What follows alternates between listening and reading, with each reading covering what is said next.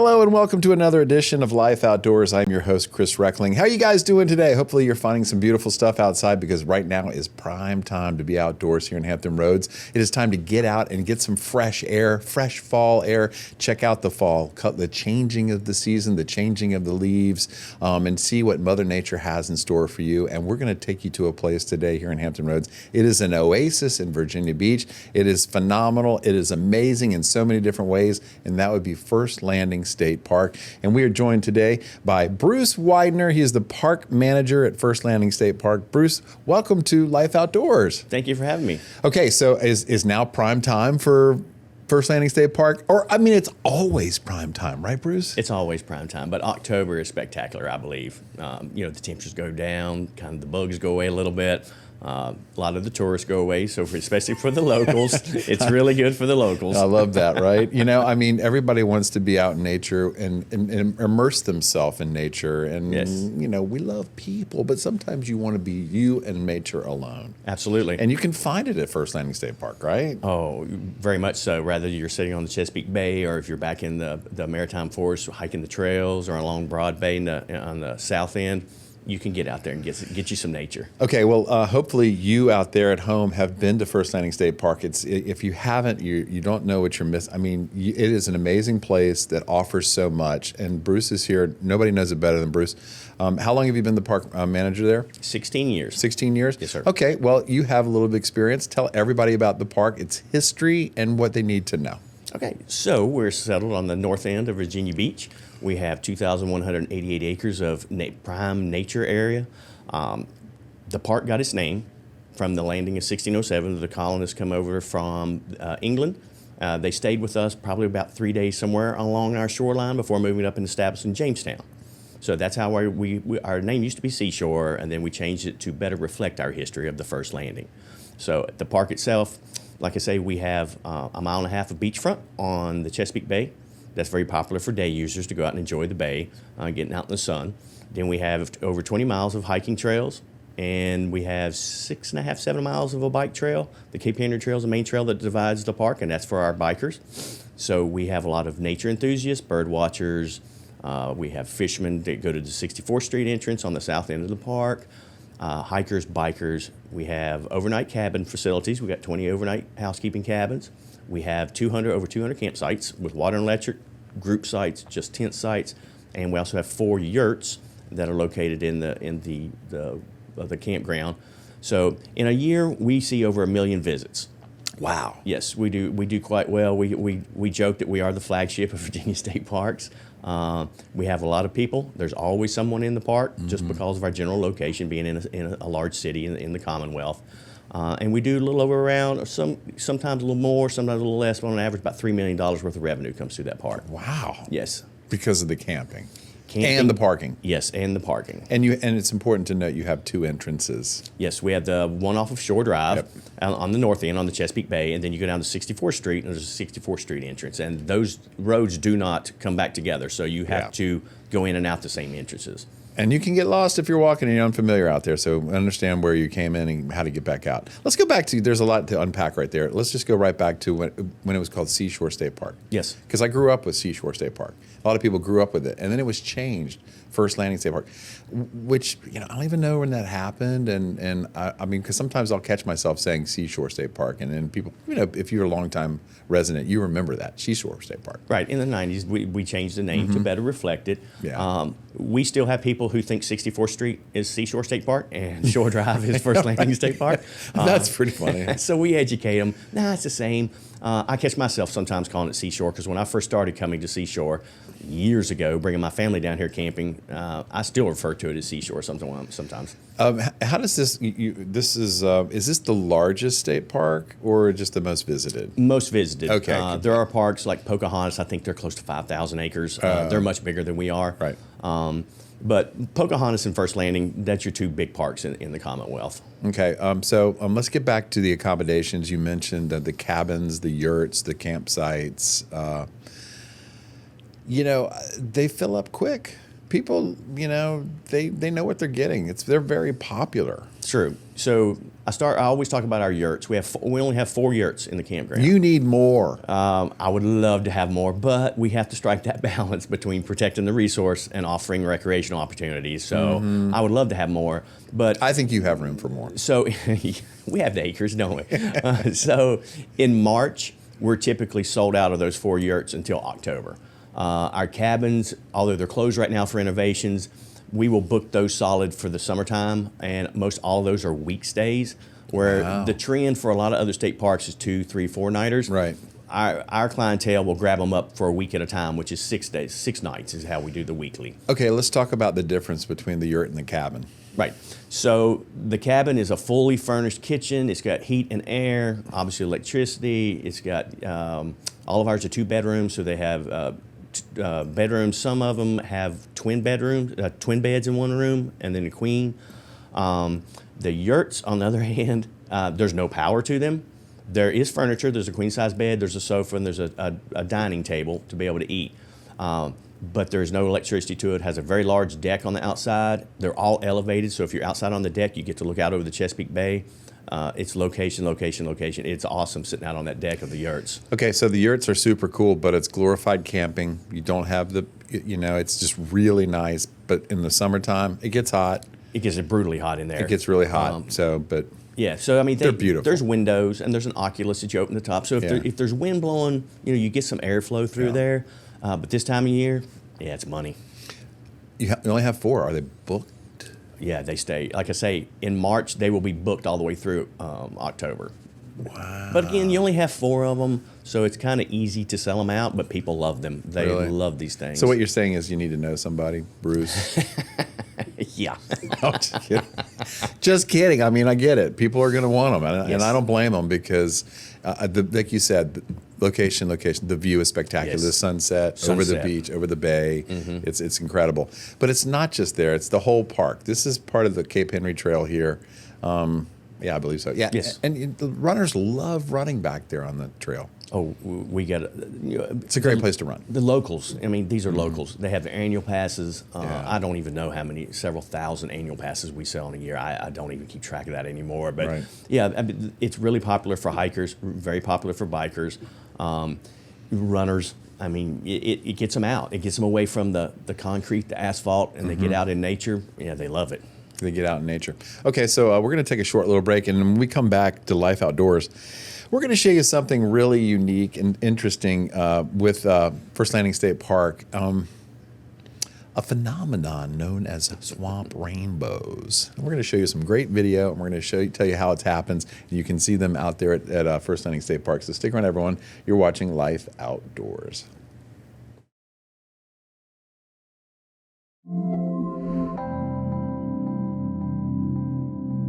And welcome back to Life Outdoors. I'm your host, Chris Reckling. We are joined by Bruce Widener. He is the park manager at First Landing State Park. In the first segment, we just talked about the park. Let's talk a little bit more about the park before we show you something really super cool. 20 miles of trails. Yes, sir.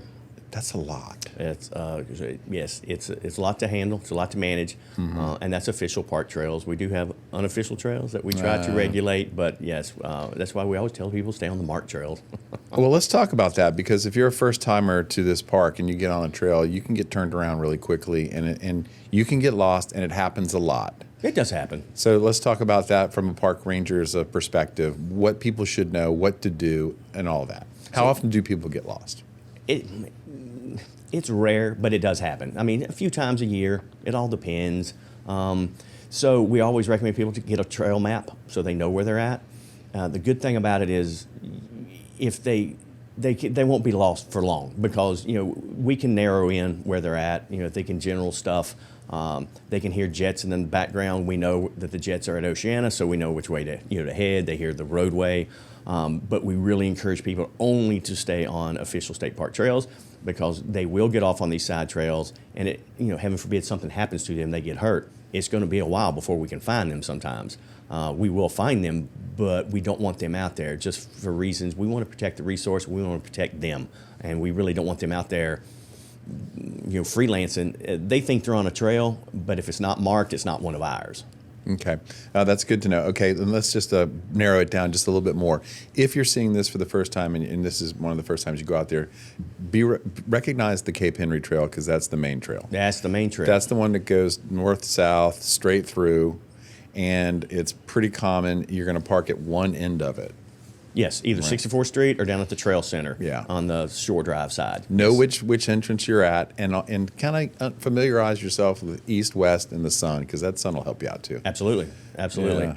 Yeah. I've actually helped some people out before they were freaking out, and they were at the the bay side. That's where they came in, and they were at the other end, and we were on one of the other trails, and they were like, "We're lost. We're not sure where we are." I said, "Well, can you tell us where you parked?" And they're like, "Well, we're at that end." "Well, we can take you halfway there." Yeah.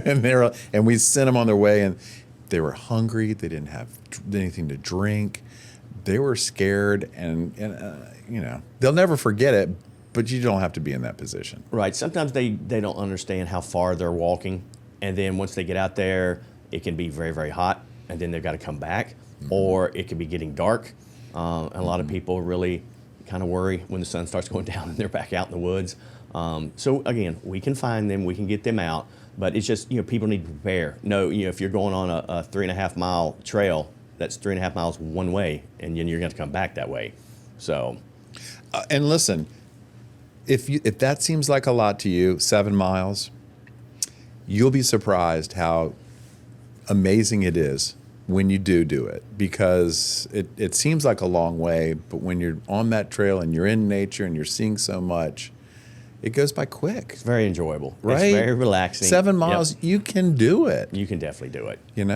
And it's all of our trails are basically easy rated trails. They're flat. I mean, Right. we're in the coastal area, so they're pretty much flat.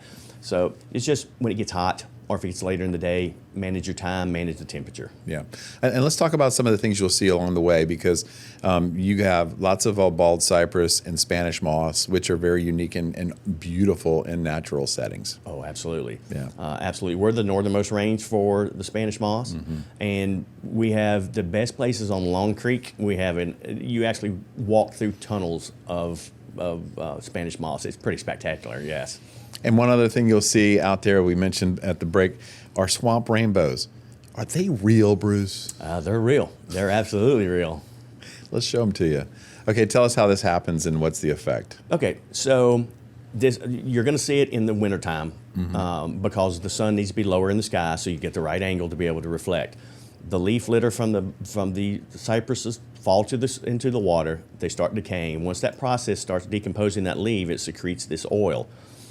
And in the wintertime, it's there year-round, but you can't see it when the sun's directly overhead because you have to have that reflection, the correct reflective angle.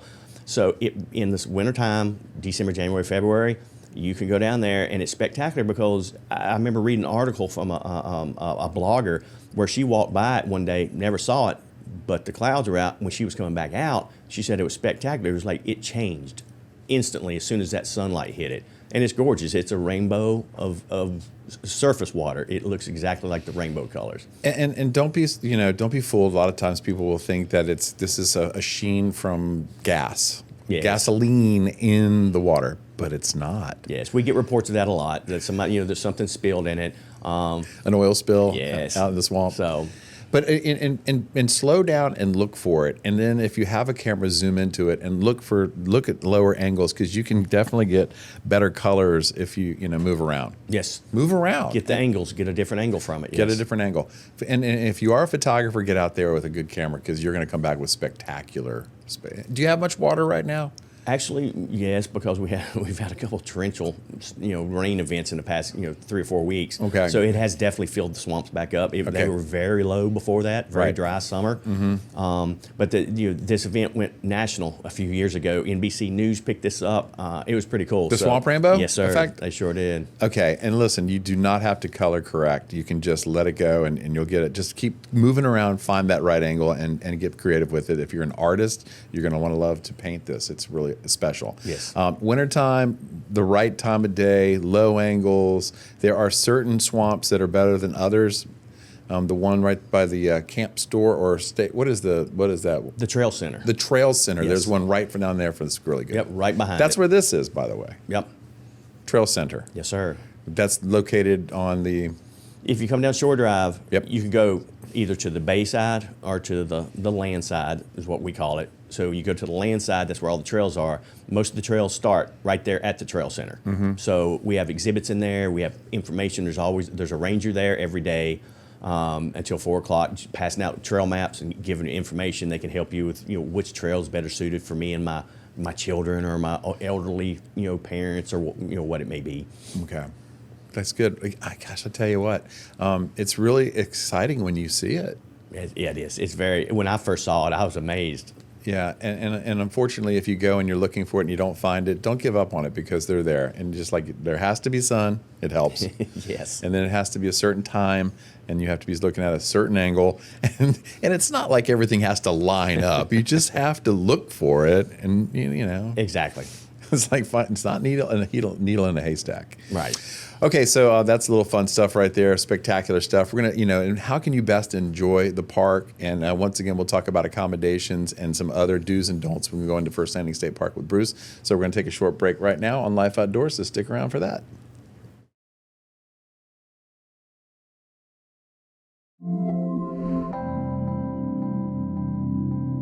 Welcome back to Life Outdoors. I'm your host, Chris Reckling, with Bruce Widener. He is the park manager at First Landing State Park. Bruce, we were just talking about, you're the park manager. How many park rangers are out there? How many do you have? So we have 11 full-time staff. And then in the summertime, we will peak in the 80s for wage employees. So there's the heart of the team, the full-timers, and then we rely on these wage employees. The only reason we can survive is with wage employees. So in off season, we'll tweak it back down. At the lowest, probably 30 maybe. Yeah. But then in the summertime, it ratchets up in the 80s. You have a lot of special events out there. You have all kinds of things going on. Sometimes, you have a road race out there once a year. I mean, was that like the 24? They actually do several of those in the wintertime. Yeah. We only allow them in the wintertime because we don't want user conflict. Right. When you get 300 participants for a race, we really don't want the conflict if we're slam packed. Yes, exactly. So we manage that. One thing that does limit us on our special events, other parks do a lot more special events than we do, is we don't have the space, honestly, to do a lot of special events. We're very natural. We don't have open fields, right, that you can put tents in and park a lot of cars. We don't have all that, so we have to kind of manage our events to fit into the park setting. Let's talk about the challenge of being a park ranger in something as fragile as First Landing, because first and foremost, protect nature, but also make it accessible to everyone. What is the message that you want people to understand when they go out and enjoy First Landing State Park? It can be a challenge. I mean, we try to educate people, and not that anybody has any ill intentions, or they're not trying to do something wrong, but they have to remember when they come to the park, our number one priority is protecting that resource. I mean, we have to protect it. We have rare and endangered species of flora in there. So people, again, going off onto making their own trails or going off the trail, we don't want that because we want to protect the resource.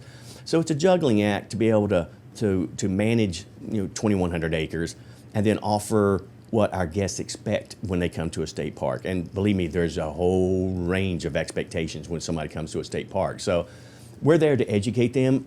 So if they don't understand, we explain it to them. A lot of people, they just don't know until they get out there. So it can be a challenge to get people to understand we're in nature's world. We're visiting them. We're visiting nature there. That's kind of the way we teach it. We're a guest there, and then we need to act that way. That we are there to protect that resource first and foremost. Okay. I mean, we're encouraging people of all ages and abilities to get out and see it in any way, shape, or form. You have so many amenities there when it comes to campsites and the boat ramp. The boat ramp itself is really nice. The boat ramp, yes, very, very popular, obviously, in the summertime. Very nice. Very popular down there. We manage the boat ramp area on weekends. We always have rangers down there managing the parking. They're always there to help guests, give them advice, give them information, help them wherever they need. But it's very, very busy down there. Obviously in the off season, it slacks off. When the water temperature goes down, people don't go out on the water as much. It does, but in the summertime, it can be a little hectic down there. And plan your day correctly. Don't put in at 4 o'clock and expect to be back by dark, because you close the gate for a reason. Right. We do lock the gate when it gets dark, and it's if it's dark at 9, by 9:30 or so, we're down there locking up the gate. So we do ask people to leave the area so we can close it out. Okay. Right down from that is a beach. It's a beautiful beach. On a really stormy day on the ocean front, you can go over there and get a nice break. You can have a wonderful time on the beach, but be respectful of your neighbors out there. Just understand that it's everyone there to enjoy it. At the Narrows, that's the local place to go. We're advertising it now. You're not supposed to tell people that, Bruce. They go to the Bayside. Yes, so the locals love going to the Narrows, and then we get a lot of the tourists. We used to. Yeah, well, we may have blown that one out of the water, but yeah, nice little beach over there. But we do ask people to be respectful, abide by the rules. Remember, you're not the only one on that beach, that you need to be respectful of your neighbors, loud music, stuff like that. Yeah, but have fun, enjoy, take Exactly. the kids. There's some Spanish moss right there. Okay, you mentioned the part. Let's talk about parking. Okay, Yes. You got 2 parking spots. You have self-pay. How much is parking? And please do not park without paying first. Right. So on weekdays it's $7. In Very the affordable. summertime, and then from I hope I don't get this wrong, from May through October, it's $10 on weekends. Then from November to April, it's $7 a day. So and then we don't staff the contact stations year round. Right. So when it's not staffed, there's always a requirement to pay the parking fee, regardless of whether there's a ranger in that booth or not. And then there's a self-pay. So you just follow instructions on the envelope, tear it off, and then we do have the officers that go around and check for the compliance on the self-pay. Good. And just know that it's worth every penny, and it's cheap to enjoy the park like that. Okay, if somebody wanted to rent a yurt, like myself in advance, or Yes. a cabin or a campsite, what do they need to know and how do they do that? The easiest way to do it is go online. I mean, everything's online now. You go to virginiastateparks.gov. You can click on the Reserve Now button. You find your park you want, go in there, select your dates, and then it's pretty self-explanatory. If you need a tent site, you need a water and electric site, how big of a water and electric site, 20, 30, 50. The easiest, we tell most people, and the data shows that most of our clientele are moving to the internet. We do have a customer service center, Yep. 1-800-933-PARK. You can call that number. You can get into our customer service center, and they can actually do it for you over the phone.